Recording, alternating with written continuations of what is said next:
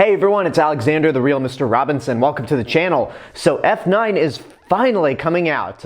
Next month, at the end of June, this movie finally gets released after a year delay, more than a year, because of the coronavirus. Funny, in this series, Dominic Toretto says, you can drink whatever you like as long as it's a Corona. The COVID-19 is one Corona you definitely do not want to drink. But anyway, moving past that, last year I ranked all the Fast and Furious movies that we had, because I wanted to give you guys some sort of Fast and Furious video since this movie got delayed. But now that it's actually coming out, I can finally do the series of videos that I wanted to do originally, and that's reviews for all the Fast and Furious movies that I have not reviewed, which is 4. So that would be Too Fast, Too Furious, Tokyo Drift, Fast and Furious, and Fast 5. I already reviewed 6, 7, 8, and Hobbs and Shaw when they came out, and I reviewed the original movie back when Furious 7 came out, so let's just hop into the next one in line.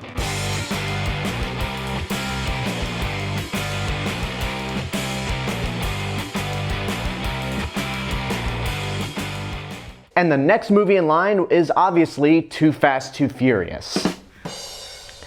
You know, that's the least eye-rolly title of the entire franchise, I gotta say. At least of the ones where they try to make a pun out of it. Because I'm expecting the next movie, Fast and Furious 10, to be spelled like this.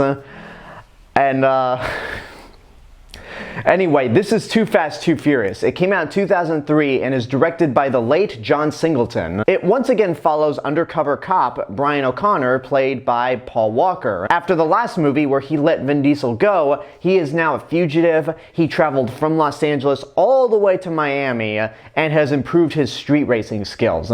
Eventually he gets caught, but is given an opportunity by the U.S. Customs Services to clear his name if they help him bust a drug kingpin in Miami. And since Dominic Toretto is out there somewhere stealing DVD players, drinking Corona, and talking about family, Brian enlists the help of Roman Pierce, played by Tyrese, and the two of them have had a history together. They used to be friends. Roman himself has a criminal record, and this is an opportunity to have that criminal record erased. And that's pretty much the movie. Like I said before, I already reviewed the first Fast and Furious movie. The first time I saw that movie was about 2006, 2007, sometime after Tokyo Drift came out. And I remember thinking it was okay. Then I watched it again for the review and thought, you know what, this is pretty good. I recently rewatched it again because it's been 6 years. And I actually grown to love this movie. Sure, it's pretty much Point Break on wheels, as Brian Salisbury from Junk Food Cinema referred to it as, but I think it's a lot of fun. All the actors have strong charisma: Vin Diesel, Paul Walker, Jordana Brewster, Michelle Rodriguez. The action is exciting. I love the score by BT. It's just a really fun movie overall. Point Break is obviously the better one. However, this is a movie that really does get better over time. However, this movie is pretty outdated when you realize that the big mother lode of all prizes that they're trying to steal are DVD players, which now with 4K Ultra HD, DVD's practically worthless. So yeah, really love that first Fast and Furious movie.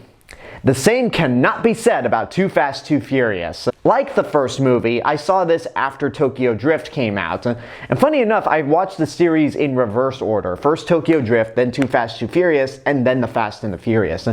And like the first movie, I just remember it being okay. I never really had any desire to rewatch that movie until now. And whereas I really love the first Fast and Furious movie after rewatching it recently, I loathe Too Fast, Too Furious. Like, I really hate this movie so much because it pretty much has nothing that made the original Fast and the Furious movie great. The best part about the original Fast and Furious movie was that it had a strong sense of charisma and a great dynamic with both Paul Walker and Vin Diesel. Like I mentioned in my ranking video last year, one of the strongest aspects about the Fast and Furious movies was the dynamic between Vin Diesel and Paul Walker. Both of them are great together, and Vin Diesel has a strong sense of charisma. When he's not playing the alpha male role like he is in his later movies, he's actually a very talented actor. And Paul Walker is good with Vin Diesel, but as this movie shows, without Vin Diesel, Paul Walker is just kinda Not kinda, he's terrible. And the chemistry he has with Tyrese doesn't really come across as an organic friendship. It comes across more like a bitter couple. A lot of people have made jokes that Too Fast, Too Furious is a gay action movie, but when you watch this movie, there are a lot of moments where it's like, yeah, if you just tweak the script a little bit, Brian and Roman could be a gay couple, and I think it could work out tremendously. There's a point where Eva Mendes' character leads Brian and Roman to their mission, and Roman asks Brian why he's checking out her ass, and he's like, I'm not checking out her ass. Yeah, you were. Totally were. Okay, fine, I was. Just drop it. And then earlier in the movie, when they get their cars, Eva Mendes decides to ride with Brian O'Connor, and Roman asks, why does she get to ride with him? And then after Brian is a complete show-off with his driving skills, Roman pulls up and says, see, I taught him that right there. Now granted, I think this movie has upped the unintentionally gay factor, because the way Hobbs and Shaw describe each other physically in Hobbs and Shaw, it's just ridiculous. So, whatever. I don't mean that as a criticism at all, and I'm not trying to be disrespectful, but when you watch these two movies, you can clearly see that the two leads in each movie are not that far off from being a gay couple. Now, I mentioned the plot and how it pretty much revolves around Brian and Roman trying to clear their names and get rid of their criminal record. The way this movie goes about telling that plot is completely nonsensical. Like, it just doesn't make any sense. There's so many overly complicated situations that get our characters to where they need to go, and it's just not fun. Unlike the first Fast and the Furious movie, this one just doesn't have an ounce of fun to it. It's just so overly complicated. The action scenes are not all that exciting at all. And I don't even mind the over-the-top factor, because these were the earlier movies, so they were more tame by comparison of what we have now.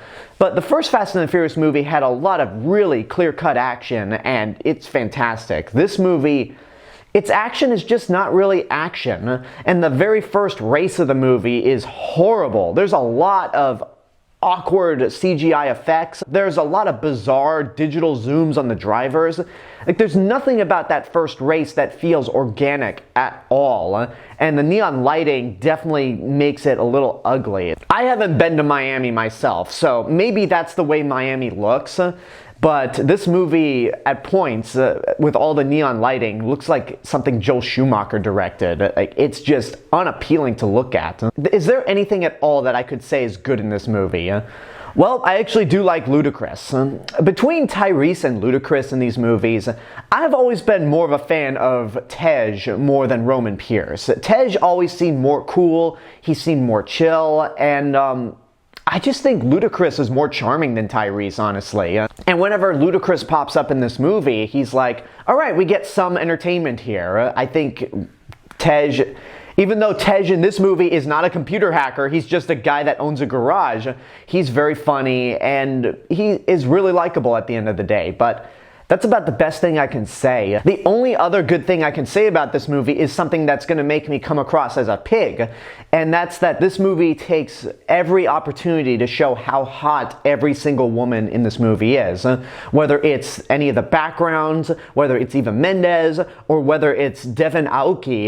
The entire series can't help but just show off women in bikinis, and there's a lot of ass shots in this series. But with Too Fast, Too Furious in particular, I'm like, I hate this movie, and if the best thing I can land on in terms of something that I like are a bunch of ass shots from women, that's not a good sign. So I'm not gonna beat around the bush with my rating. Don't waste your money on it. The action's not exciting, the plot is nonsensical, your leads are not charismatic in the slightest. The dialogue is horrible in this movie. I know that the Fast and Furious movies are not known for good dialogue. I mean, take a look at everything that comes out of Dwayne Johnson's mouth. But this movie in particular, almost every line of dialogue from either Paul Walker or Tyrese ends with them saying, bro. It's like, hey bro, what's going on bro? I'm no longer a cop bro. Alright, let's do this bro. But there are two lines in this movie that stick out completely. The first is actually a line that I like. It's meant to be intentionally funny, and it comes from Tyrese. Ejectocito, cuz! Tyrese is mostly serious in this movie, but when he has moments to be the comic relief, he's pretty effective. The other line, however, goes to show how bad of an actor Paul Walker is without Vin Diesel by his side. I said, forget about it, cuh. Sorry. It's been a while since I saw Too Fast, Too Furious. Like I said, the last time I saw this movie was probably 15 years ago. And that line that Paul Walker delivers in that manner, the way the camera just zooms up on him as he says that line, wow, is that bad? I mean, one more time. I said, forget about it, cuh. Yeah, this is terrible. And another bad thing about this movie, not so much the movie itself, but for me personally, is that this makes my ranking video last year kind of invalid because I said that Tokyo Drift was the worst movie. I take it back. This one's actually the worst. So, yeah, I do not like Too Fast, Too Furious, not one bit. And there you go, that's my review for Too Fast, Too Furious. Now, I mentioned Tokyo Drift. That's going to be next week's review. We're going to be leaving the streets of Miami and flying all the way to Tokyo, Japan for the Fast and the Furious Tokyo Drift. Now that I think that Too Fast, Too Furious is the worst of the series, what do I think of this one? Well, you have to wait next week to find out. But until then, I want to know what you guys think about Too Fast, Too Furious. If you've seen it, what did you think? Whatever the case may be, let me know in the comments below. And until next time, this is the real Mr. Robinson telling you there is only one. Hello everyone, I just wanted to say thank you all for watching my review for Too Fast, Too Furious. Make sure you like the video, subscribe to the channel, and hit the bell button to get notifications. Don't forget to follow me on Facebook, Twitter, Instagram, go check out my Twitch channel, and support me on Patreon. I'll see you guys in the next video, but until then, have a good day and take care of yourselves.